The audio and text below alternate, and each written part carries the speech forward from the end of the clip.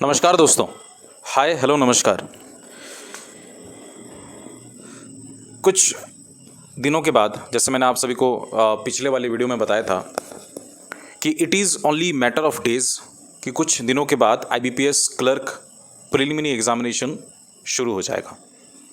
और ये एग्ज़ामिनेशन हमने अभी तक जितने एग्ज़ाम्स दिए हैं उन सब से बहुत डिफरेंट है, इसलिए क्योंकि इंग्लिश यहाँ पे जो है पूछा जाएगा। बट जैसे आप लोगों ने टाइटल में देखा कि this is really hurting me and this is really hurting all aspirants preparing for this banking examination. हम लोग कई बात करते हैं, कईयों की बात होती है कि किस तरीके से हमको मॉक टेस्ट अपियर करना चाहिए, एक एग्ज़ाम के लिए कितने मॉक टेस्ट होना चाहिए, एक एग्ज़ाम से पहले हमारी रणनीति क्या होनी चाहिए। सारे जद्दोजहद कर लेते हैं, सारे चीज़ों पर डिस्कशन कर लेते हैं, लेकिन एक चीज़ जो हम हमेशा भूल जाते हैं वो है मॉक टेस्ट में फेस करते वक्त जो तकलीफ़ एक एस्पायरेंट फेस करता है उसके बारे में कोई चर्चा नहीं करता। मैं इसके ऊपर एक हिंट भी दे दिया था आप सभी को, एक वीडियो भी बना चुका हूँ इसके ऊपर, और इसका एक सॉल्यूशन भी मैं आप सभी को दूंगा, क्योंकि ये सारी चीज़ें मैं खुद फेस कर चुका हूँ और इसका सॉल्यूशन मैंने निकाला एंड बाय गॉड्स ग्रेस इसका सॉल्यूशन निकल गया और बाय एनी हाउ मैंने एग्जामिनेशन को क्रैक कर दिया। आईबीपीएस क्लर्क ही नहीं, क्योंकि अभी आईपीएस आरआरबी क्लर्क खत्म हुआ, आईपीएस आरआरबी पीओ खत्म हुआ, अभी सामने हमारा आईबीपीएस क्लर्क एग्जाम है, इसलिए हम डिस्कशन कर रहे हैं कि आईपीएस क्लर्क में ये गलती ना हो। दोस्तों एक चीज़ मैं आप सबको समझा रहा हूँ, पहले प्रॉब्लम बताता हूँ फिर सॉल्यूशन बताऊँगा। एंड आई एम सॉरी क्योंकि मैं इस चीज़ को दोबारा बोल रहा हूँ, लेकिन I am very much thankful to all my subscribers जो मेरे को फिर भी फॉलो कर रहे हैं and they understand the importance of this video, they will understand the importance of this video. दोस्तों जब हम मॉक टेस्ट लिखते हैं, यहाँ पे लास्ट टाइम तो आपको पता होगा कि कंपोजिट टाइम था 45 मिनट का था, यहाँ पे आपको सेक्शनल टाइमिंग मिलेगा, यानी हर सेक्शन को जहाँ पे आप मिस मैनेजमेंट की बात करते हैं, टाइम मैनेजमेंट नहीं हो पा रहा था इसके बारे में चर्चा करते हैं, लेकिन यहाँ पे पहले तो बंदिशें होंगी, पहले से ही बंदिशें होंगी कि ये 20 मिनट मतलब 20 मिनट आप कुछ नहीं कर सकते उसमें। जब बंदिशें रह जाएगी सिर्फ 20 मिनट ही बचेगा कि आप कोई एक सेक्शन को पर्टिकुलरली अपियर करें, फिर भी ये दिक्कत लोग फेस करेंगे। सुनिए क्या दिक्कत है। दिक्कत ये है दोस्तों कि लोग जैसे अपियर करते हैं एक मॉक टेस्ट को, या लोग जैसे अपियर करते हैं एग्जामिनेशन को, सारी चीज़ें कर लेते हैं, मसलन पूरा 15 मिनट आराम से बनाएंगे, सारे क्वेश्चंस को खत्म करेंगे, और उनको तो सिखाया भी गया है कि अगर कोई क्वेश्चन नहीं आता है तो उसको मार्क फॉर रिव्यू नेक्स्ट करना, उनको सिखाया गया है। लेकिन असल गेम और असल फासला जो बनाता है एक नॉन सिलेक्टेड कैंडिडेट में और एक सिलेक्टेड कैंडिडेट में है, वो है लास्ट का 5 मिनट।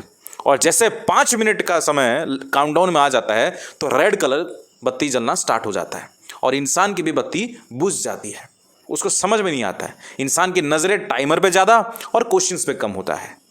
और ये पैनिक सिचुएशन ये उस टाइम खड़ा होता है जब सिर्फ 5 मिनट का टाइम रहता है और हमारे पास क्वेश्चंस पड़ा है, वी नो कि हमको ये क्वेश्चंस को ख़त्म करना है, बट स्टिल हम वो 5 मिनट में मुश्किल से एक सवाल को हल करते हैं, एक हो या दो हो, लेकिन वो 5 मिनट अगर फर्स्ट 5 मिनट्स होता तो शायद आप 10 क्वेश्चंस भी सॉल्व कर लेते, लेकिन वो 5 मिनट में हम एफर्ट डाल नहीं पाते हैं।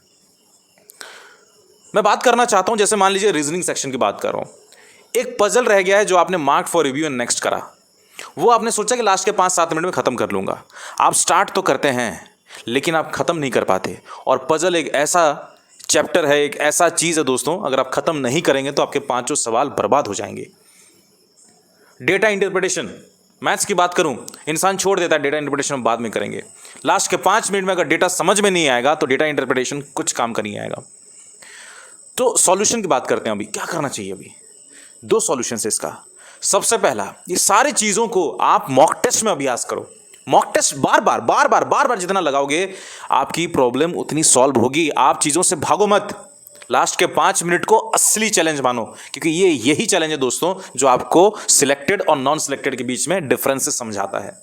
एक सिलेक्टेड कैंडिडेट सोचता कैसा है, देखिए वो ये सोचता है कि लास्ट 5 मिनट, ठीक है टाइमर दिख गया मेरे को, लेकिन उसके जहन में इतनी प्रैक्टिस रहती है कि उसको पता रहता है कि एक पजल बनाने में कितना टाइम लगता है, 3 मिनट लगता है ना, 4 मिनट लगता है ना, 4.5 मिनट लगता है ना, चल जाएगा, लेकिन मैं 4 मिनट के अंदर खत्म करूंगा और ये सारे क्वेश्चन को 1 मिनट के अंदर खत्म कर दूंगा। 5 मिनट 5 क्वेश्चन मेरा बन जाएगा जो मैंने मार्क फॉर रिव्यू नेक्स्ट करा था।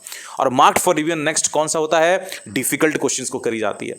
और बिलीव मी, डिफिकल्ट क्वेश्चंस को आपने लास्ट के 5 मिनट में छोड़ दिया जहां पे टाइमर चल रही है, तो ये प्रेशर में और प्रेशर दिलाने का काम करेगा। तो इसलिए थोड़ा बैलेंस होकर चलना पड़ेगा। बैलेंस इन द सेंस, मैंने आपको बता दिया कि आप पहले तो ये सारी चीज़ों का अभ्यास घर पे करो। अगर घर पे ही अभ्यास नहीं होगा तो एग्जाम में कैसे करेंगे आप?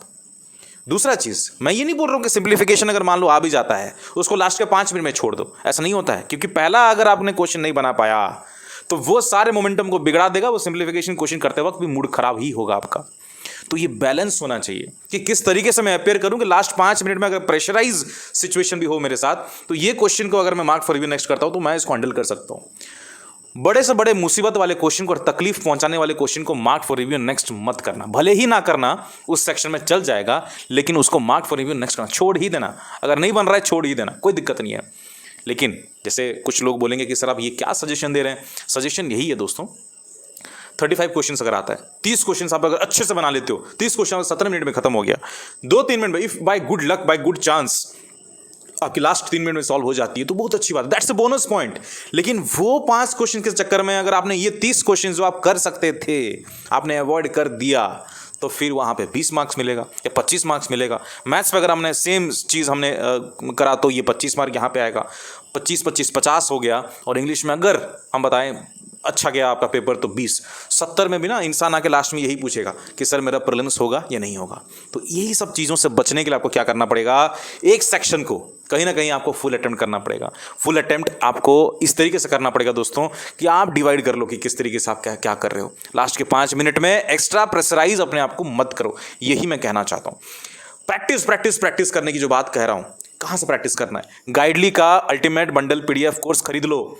सेक्शनल टेस्ट आपको दिखेगा, आप जाओ तो सही, आप मत भी खरीदो, रजिस्टर तो करो, आप जाओ, फ्री का भी है वहां पे, जाओ प्रैक्टिस करो, आप देखो वहां पे exam wise, section wise, topic wise, इस तरीके से वहां पे दिया गया। अल्टीमेट बंडल PDF कोर्स की बात कर रहा हूं। एंड बिलीव मी, सारे क्वेश्चन के वीडियो सॉल्यूशंस भी वहां पे आपको उपलब्ध किए गए हैं। और इससे क्या बड़ी बात हो सकती है? लास्ट के 10 दिन में अभी प्रैक्टिस करने की बारी, अभी आप थम नहीं सकते हैं, अभी आप झुक नहीं सकते हैं। बस यही कहना चाहता था आपका भाई। और अगर आप अल्टीमेट बंडल PDF कोर्स खरीदना चाहते हैं तो फिर आप मेरे दिए हुए कूपन कोड को अगर आप अप्लाई करेंगे,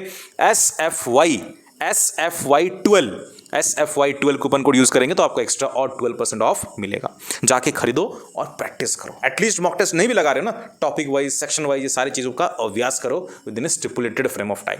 मिलता हूँ नेक्स्ट वाले वीडियो पे। अगर आप चाहें तो मेरे को इंस्टाग्राम पे फॉलो कर सकते हैं। मेरा इंस्टाग्राम यूजर हैंडल है SFY_आशीष। और मैं मिलता हूँ आप सभी से नेक्स्ट वाले वीडियो पे। तब तक के लिए जय हिंद, जय भारत, शबा खैर, लव यू ऑल। अपने शेयर का बिल्कुल ध्यान रखिएगा। नमस्कार।